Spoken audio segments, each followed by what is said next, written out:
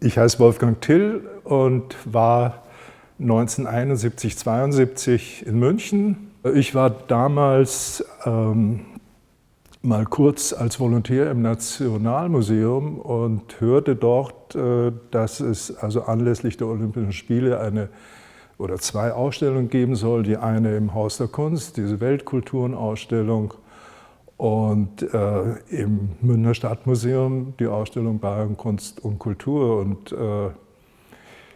Frau Dresbach, die damalige Direktorin, die wollte gerne, dass diese Ausstellung auch die volkskundliche Seite von Bayern, also jetzt nicht unbedingt, was man dann später in Ausstellungen so oft abgehandelt hat, das Bayern-Klischee, das Bayern-Bild, die Lederhose, Laptop und so weiter. Das war nicht die Absicht, sondern so einfach so unbekannte Akzente. Und irgendwie ist es an mich geraten. Dann habe ich also Michael Petzet kennengelernt und der hat dann gesagt, wenn ich mit 500 Mark im Monat zufrieden bin, das war der Tarif damals, dann kann ich da mitmachen.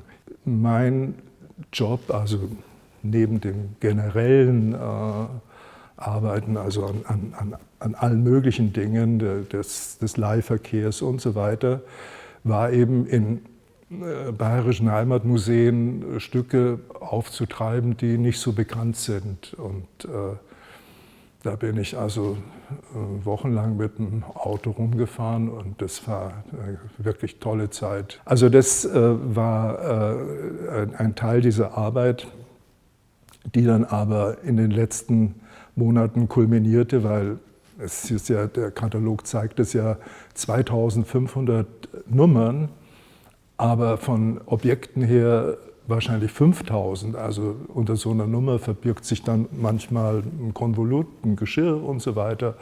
Es war also logistisch eine gewaltige Arbeit. Also das Team war ein Mini-Team, gab einen Restaurator, den Andreas Kelling, mit dem ich dann die letzten 6 Wochen hier übernachtet habe in der bürgerlichen Wohnkultur. Die gab es damals noch, da gab es also Ensembles. Und im Karolinenzimmer, da stand ein Bett und da habe ich geschlafen. Wir waren deswegen da, weil die Speditionsfirma brachte Tag- und Nacht-Leihgaben. Das war nicht anders zu machen.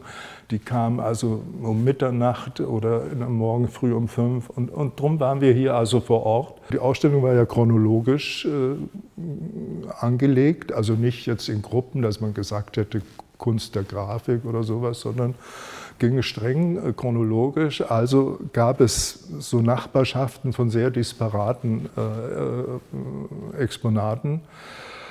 Und das war aber sehr, sehr gut gegliedert durch ein System, das junge Architekten, es waren nur 3, trotzdem nannten sie sich M5.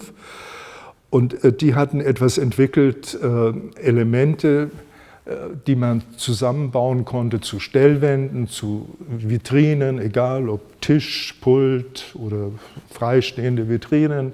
Die waren nach Epochen verschieden farbig, jetzt nicht in den Odel-Eicher-Farben, sondern eine eigene Ästhetik. Hier am Jakobsplatz, wo ja eine Baulücke war, der Marstall, dieses Gebäude ist ja dann erst 1974 auch als Folge der Bayern-Ausstellung, da gab es dann plötzlich Geld aus dem Ausgleichsfonds der Denkmalpflege, konnte also dann dieser Bau errichtet werden. Und da war die Idee, ein Bundwerkstadel, der also von dem zufällig die Nachricht kam ins Landesamt für Denkmalpflege, dass es im Landkreis Rosenheim ein Bundwerkstadel aus dem 18. Jahrhundert gibt, der soll nicht nur abgebrochen, sondern die örtliche Feuerwehr möchte den anzünden und möchten also Löschen üben. Und da kam also rechtzeitig die Idee auf, nein, so Bundwerk kann man ja sehr gut zerlegen und ein Zimmerer aus der Gegend hat also das fachmännisch zerlegt, das ganze Riesengebäude natürlich. Und es wurde hier aufgestellt als Eingang, als Kassenraum, als Garderobe. und hat sozusagen den damals völlig desolaten Jakobsplatz zumindest in diese Richtung abgeschlossen und wurde dann später nicht angezündet, sondern kam in das damals gerade in Entstehen begriffene Museum in der Glendleiten. Das ist also die Geschichte von dem Jackelstadel, der steht auch symbolisch an einer Zeitenwende. Also man hat in den 60er Jahren besinnungslos abgeräumt, Land auf, Land ab. Also man hat sich zum Teil sogar geschämt dieses Erbes.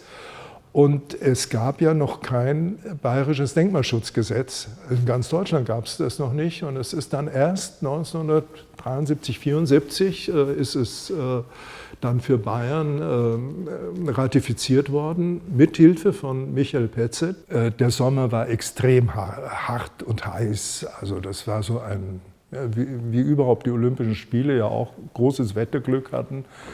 Im September hier im Haus, also da gab es also Wochen, da war 35 Grad und wir brachten keine Luftfeuchtigkeit mehr zustande. Nun war aber der Boden im gesamten Bereich abgedeckt mit Teppichbelag. Und da blieb dann nichts anderes übrig, als mit Gießkannen diesen Schwammboden zu befeuchten, und zwar also kilometerlang. Allerdings war die PVC-Matte unterhalb, die war nicht immer wasserdicht an den Rändern und dann ist also Wasser in das originale Parkett des Münchner Stadtmuseums gelaufen.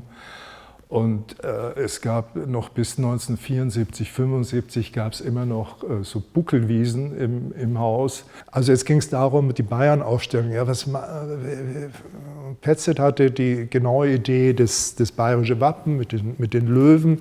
Und drum der Ausschnitt aus diesem Gobelin von 1720. Und das war dann also das weiter nicht besonders gestaltete Plakat der Ausstellung, aber vierfarbig. Und das hat aber Otel Eicher nicht auf sich sitzen lassen, gab es also richtig Knatsch und hat dann zwar auch dieses Motiv verwandt. Er hat also dieses Plakat, das aber meiner Erinnerung nach überhaupt nirgend Verwendung gefunden hat. Er hat es also mit seinen Streifen überlegt.